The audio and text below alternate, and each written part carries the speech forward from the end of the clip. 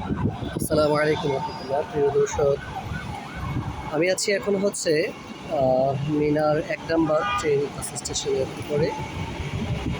তো এখান থেকে আসলে মিনার যে তাঁবুগুলো সেগুলো দেখা যাচ্ছে।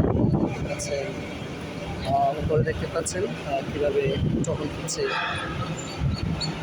এই যে ট্রেন যাচ্ছে, এই ট্রেন দিয়ে আপনারা সহজেই হচ্ছে জামরাতে পাথর নিক্ষেপ করার জন্য যেতে পারবেন। যারা এখানে আছেন, মিনাতে অবস্থান করছেন, যাদের তাঁবু এখানে আশেপাশে আছে, অর্থাৎ ১ নম্বর স্টেশন থেকে আপনারা এখান থেকে সহজেই কিন্তু ট্রেনে উঠে তারপর ৩ নম্বর স্টেশন নেমে সরাসরি কিন্তু আপনারা পাথর নিক্ষেপ করতে পারবেন। তেমনিভাবে যারা ৩ নম্বর স্টেশনের অর্থাৎ পাথর নিক্ষেপ করে আপনার ট্রেনের অপেক্ষা করেন, এবং সেখান থেকে পাথর নিক্ষেপ করে অর্থাৎ সরাসরি জামরাতে পাথর নিক্ষেপ করে আপনারা পুলিশ বা যারা ওখানে কাজে তাদেরকে জিজ্ঞেস করবেন কি যে আমি কীভাবে ১ নম্বর স্টেশনে যাব, মিনা ১ নম্বর স্টেশনে যেতে চাই। তখন আপনাদেরকে তারা হচ্ছে ট্রেনের স্টেশনটা দেখিয়ে দেবে যে কোথায় আপনি ট্রেন পাবেন। জামরাতে পাথর নিক্ষেপ করে আপনি সোজা সরাসরি মক্কার দিকে চলে যাবেন। তারপর সামান্য বামে গিয়ে আপনারা কিন্তু ট্রেনের যে স্টেশনটা আছে সেটা যাবেন। তারপর উপরে উঠে আপনি ট্রেনের স্টেশন পাবেন। সেখান থেকে উঠে কিন্তু সহজেই আপনার মাত্র ২-৩ মিনিটের মধ্যে আপনারা মিনায় আসতে পারবেন এবং এসে আপনাদের নিজ নিজ স্থানে অবস্থান করতে পারবেন। এর মধ্যে মিনা ২ নম্বর আরেকটা স্টেশন পড়বে মাঝে।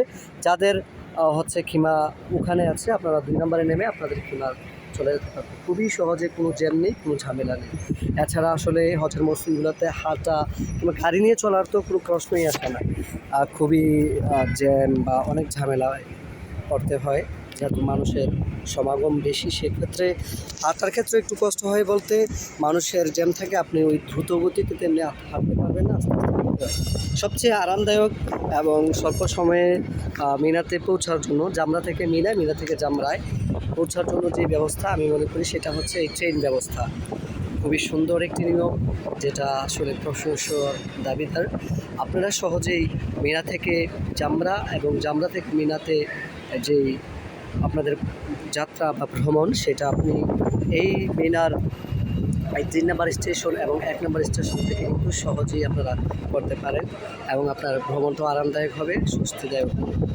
আশা করছি এই ভিডিওটা আপনাদের কিছু হলে উপকার করবে এবং আপনাদের মিনার থেকে জামরা, জামরা থেকে মিনা, আপনাদের যে যাত্রা, আপনাদের যে সফর, সেটা আরামদায়ক এবং আনন্দদায়ক হবে ইনশাআল্লাহ। আল্লাহ তাআলা আমাদের সকলের হজ এবং যারা করবে সকলের হজকে কবুল করুক, সহজ করুক এবং সুন্নাহ ভিত্তিক সঠিকভাবে শুদ্ধভাবে হজ করতে পারবেন ইনশাআল্লাহ। আল্লাহ তাআলা আমাদের সকলের কাজগুলোকে সহজ করুক।